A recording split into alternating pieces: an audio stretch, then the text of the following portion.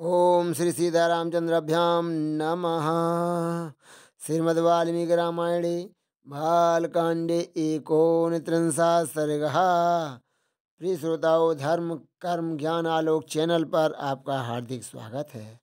जैसा कि आप पिछले सर्ग में सुन चुके हैं कि विश्वामित्र जी ने विभिन्न अस्त्र शस्त्रों की शिक्षा का उपदेश भगवान श्री राम तथा लक्ष्मण को प्रदान किया। अब उसके आगे की राम कथा का प्रसंग इस प्रकार है। विश्वामित्र जी का श्री राम से सिद्धाश्रम का पूर्व वृत्तांत बताना और उन दोनों भाइयों के साथ अपने आश्रम पर पहुंचकर पूजित होना। अपरिमित प्रभावशाली भगवान श्री राम का वचन सुनकर महातेजस्वी विश्वामित्र ने उनके प्रश्न का उत्तर देना आरंभ किया। महाभाव श्री राम पूर्व काल में यहाँ देव वंदित भगवान विष्णु ने बहुत वर्षों एवं 100 युगों तक तपस्या के लिए निवास किया था। उन्होंने यहाँ बहुत बड़ी तपस्या की। यह स्थान महात्मा बामन का वामन अवतार धारण करने को उद्यत हुए विष्णु का अवतार ग्रहण करने से पूर्व आश्रम था। इसकी सिद्धाश्रम के नाम से प्रसिद्धि थी, क्योंकि यहाँ महातपस्वी विष्णु को सिद्धि प्राप्त हुई थी। जब वे तपस्या करते थे उसी समय विरोचन कुमार राजा बलि ने इंद्र और मरुद गुणों सहित समस्त देवताओं को पराजित करके उनका राज अपने अधिकार में कर लिया था। वे तीनों लोकों में विख्यात हो गए थे। उन महाबली महान असुरजनों ने एक यज्ञ का आयोजन किया। इधर बलि यज्ञ में लगे हुए थे और उधर अग्नि आदि देवता स्वयं इस आश्रम में पधार कर भगवान विष्णु से बोले। सर्वव्यापी परमेश्वर विरोचन कुमार बलि एक उत्तम यज्ञ का अनुष्ठान कर रहे हैं। उनका वह यज्ञ संबंधी नियम पूर्ण होने से पहले ही हमें अपना कार्य सिद्ध कर लेना चाहिए। इस समय जो भी याचक इधर उधर से आकर उनके यहाँ याचना के लिए उपस्थित होते हैं, ये गौ भूम और स्वर्ण आदि संपत्तियों में से जिस वस्तु को भी लेना चाहते हैं उनको भी सारी वस्तुएं राजा बलि यथावत रूप से अर्पित करते हैं। अतः विष्णु, आप देवताओं के हित के लिए अपनी योग माया का आश्रय ले वामन रूप धारण करके उस यज्ञ में जाइए और हमारा उत्तम कल्याण साधन कीजिए। श्री राम इसी समय अग्नि के समान तेजस्वी महर्षि कश्यप धर्मपत्नी अदिति के साथ अपने तेज से प्रकाशित होते हुए वहाँ आए। वे 1 दिव्य वर्षों तक चालू रहने वाले महान व्रत को अतिथि देवी के साथ ही समाप्त करके आए थे। उन्होंने वरदायक भगवान मधुसूदन की इस प्रकार स्तुति की। भगवान, आप तपोमय हैं, तपस्या की राशि हैं, तप आपका स्वरूप है, आप ज्ञान स्वरूप हैं। मैं भली भांति दर्शन करके उसके प्रभाव से आप पुरुषोत्तम का दर्शन कर रहा हूँ। प्रभु, मैं सारे जगत को आपके शरीर में स्थित देखता हूँ।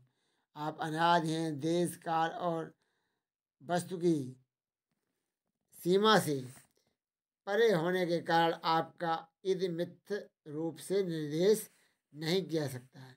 मैं आपकी शरण में हूँ।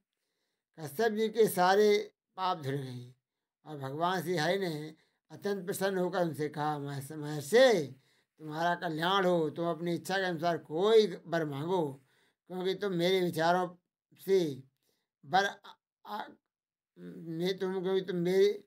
क्योंकि तुम मेरे विचारों से कर पाने के योग्य हो। भगवान का यह वचन सुनकर मरीच नंदन कश्यप ने कहा, उत्तम व्रत का पालन करने वाले वरदायक परमेश्वर, संपूर्ण देवताओं की अतिथि को तथा मेरे भी आपसे एक ही बात के लिए बारंबार याचना है। आप अत्यंत प्रसन्न होकर मुझे वह एक ही वर प्रदान करें। भगवान, निष्पाप नारायण देव, आप मेरे और अदिति के पुत्र ही हो। आप मेरे और अदिति के पुत्र हो जाएं। असुर सूदन, आप इंद्र के छोटे भाई हों और शोक से पीड़ित हुए इन देवताओं की सहायता करें। देवेश्वर भगवान, आपकी कृपा से यह स्थान सिद्धाश्रम के नाम से विख्यात होगा। अब आपका तपरूप कार्य सिद्ध होगा, अतः यहाँ से उठिए।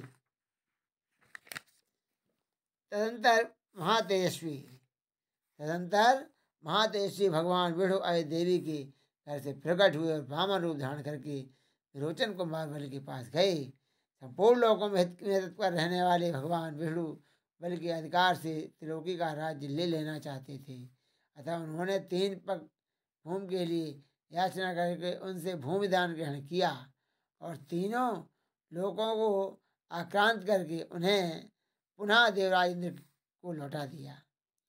महातेजस्वी श्री हरि ने अपनी शक्ति से बलि का निग्रह करके त्रिलोकी को पुनः इंद्र के अधीन कर दिया। उन्हीं भगवान ने पूर्व काल में यहाँ निवास किया था, इसीलिए आश्रम सब प्रकार के श्रम दुख शोक का विनाश करने वाला है। उन्हीं भगवान वामन ने भक्त होने के कारण मैं भी इस स्थान को अपने उपयोग में लाता हूँ। इसी आश्रम पर मेरे यज्ञ में विघ्न डालने वाले राक्षस आते हैं। पुरुष सिंह, यही तुम्हें उन दुराचारियों का वध करना है। यहीं पर तुम्हें उन दुराचारियों का वध करना है। श्री राम, अब हम लोग उस परम उत्तम सिद्धाश्रम में पहुंच रहे हैं। बात वह आश्रय जैसे मेरा है वैसे ही तुम्हारा भी। ऐसा कहकर महामुनि बड़े प्रेम से श्री राम और लक्ष्मण के हाथ पकड़ लिए और उन दोनों वीरों और उन दोनों के साथ आश्रम में प्रवेश किया।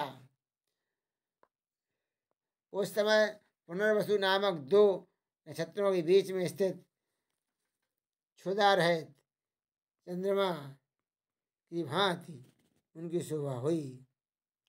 तुषार रहित चंद्रमा की भांति उनकी शोभा हुई। विश्वामित्र जी को आया देख सिद्धाश्रम में रहने वाले सभी तपस्वी उछलते कूदते हुए सहसा उनके पास आई और सबने मिलकर उन बुद्धिमान विश्वामित्र जी की यथाविध पूजा की। इस प्रकार उन्होंने उन दोनों राजकुमारों को भी अतिथि सत्कार किया। 2 घड़ी तक विश्राम करके राम श्री लक्ष्मण हाथ जोड़कर मुनिवर विश्वामित्र से बोले, मुनिश्रेष्ठ, आप आज ही यज्ञ की दीक्षा ग्रहण करें, आपका कल्याण हो। यह सिद्धाश्रम वास्तव में यथा नाम तथा गुणा सिद्ध हो और राष्ट्रों के वध के विषय में आपकी कही बात सच्ची हो। उनके ऐसा कहने पर महातेजस्वी महर्षि विश्वामित्र जितेंद्रिय भाव से नियम पूर्वक यज्ञ की दीक्षा में प्रविष्ट हुए। दोनों राजकुमार भी सावधानी के साथ रात व्यतीत करके सवेरे उठे और स्नान से शुद्ध हो प्रातःकाल को संध्योपासना तथा नियम पूर्वक सर्वश्रेष्ठ गायत्री मंत्र का जाप करने लगे। जब पूरा होने पर उन्होंने अग्निहोत्र करके बैठे हुए विश्वामित्र जी के चरणों में वंदना की। इस प्रकार से वाल्मीकि निर्मित आर्ष रामायण आदि काव्य के बालकांड में 29वां सर्ग पूरा हुआ। उपरोक्त वर्णन से स्पष्ट है कि भगवान राम ने गुरु को बहुत सम्मान दिया।